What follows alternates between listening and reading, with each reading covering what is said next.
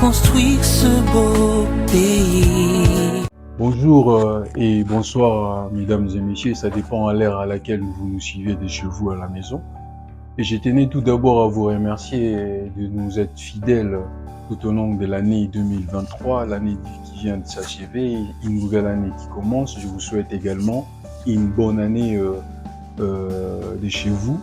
Et pour toute cette année qui commence, longévité, bonheur, que du bonheur.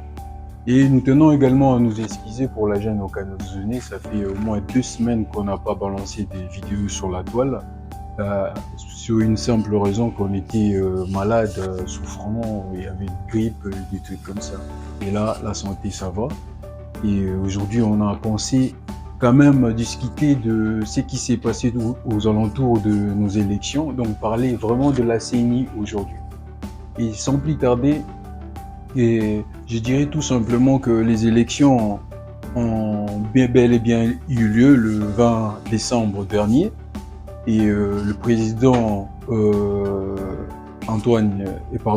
Félix Tshilombo Tshisekedi a été réélu pour son 2e mandat.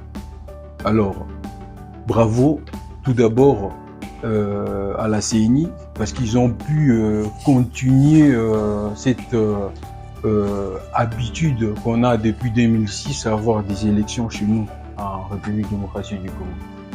Mais alors, est-ce que ce qui s'est passé tout autour de ces élections, est-ce que ça a été bien fait ou pas? Donc ce soir ou cet après-midi, j'aimerais bien vous expliquer le pour et le contre de tout autour de ces élections 2023. Alors, la CENI nous a montré juste une incapacité énorme, d'abord au niveau logistique, donc tout ce qui concerne le déploiement des matériels. Parce que si je le compare d'ici, je compare au fait des élections de la République démocratique du Congo et celle qui s'est passée aussi récemment en France, à la République française. Et alors, les déploiements, ça se fait de quelle manière? Les déploiements, il faut dans chaque province avoir des sites où stocker déjà, des sites appartenant à la CENI ou à l'État, et qui alloue à la CENI justement pour que les élections soient bien organisées. Alors, le déploiement va se faire 1 mois plus tôt ou 2 mois, voire même, s'il faut anticiper un peu plus tôt, 2 mois à l'avance, vous stockez tout le matériel pour tous les circonscriptions de la ville en question, que ce soit au Congo central, à Kinshasa, à Kasaï, oriental, occidental, l'Équateur et tout le reste du pays de la République démocratique du Congo.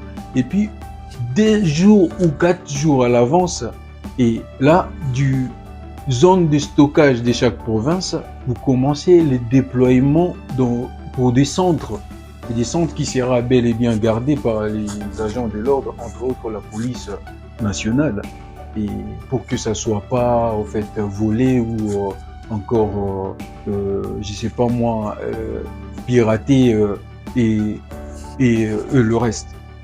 Mais c'est ce qui n'était pas le cas avec les élections qui viennent de se passer, parce que au jour de l'élection, le 20 décembre dernier, il y avait encore d'autres provinces où ils n'avaient pas de kits, où le déploiement n'était même pas commencé.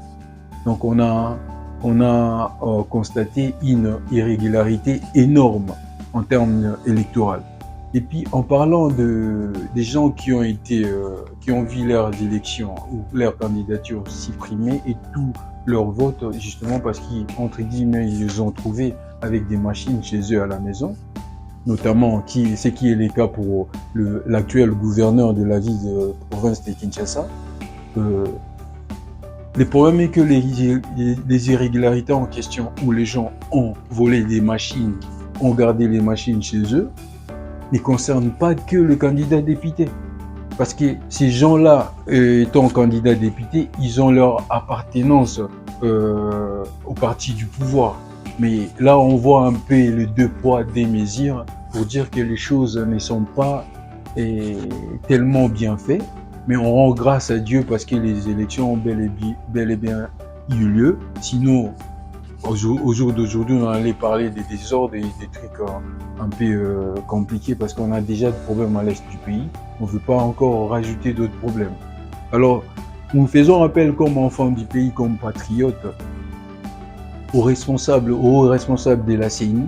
Il faut tirer les leçons de 2006, tirer les leçons de 2011 et les élections avant celle-ci de 2023 pour à chaque fois améliorer notre façon de faire en fait.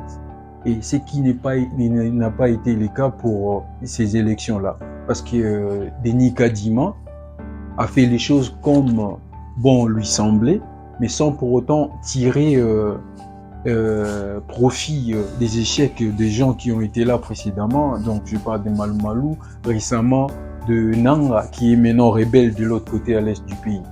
Donc du coup, ils devaient tirer les leçons de leurs échecs pour améliorer et faire bien les choses, ce qui n'a pas été le cas. Alors on voit les deux poids deux mesures parce que les députés qui ont été sanctionnés, donc leur parti d'appartenance ou de coalition devait être aussi sanctionné. Là, on voit directement les candidats présidents visés aussi par la tricherie, parce que la personne qui prend la machine, il va pas voter pour la présidence pour lui tout seul parce qu'il est candidat député national ou provincial. Donc il va voter pour l'élection présidentielle aux candidats qui sont ralliés ou de leur parti d'appartenance. Alors, ce qui n'a pas été le cas, les candidats sont sanctionnés, mais pas les candidats à la présidence ou des partis de ralliement.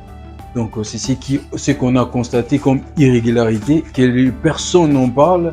Nous, on s'est dit, ben voilà, on en parle quand même.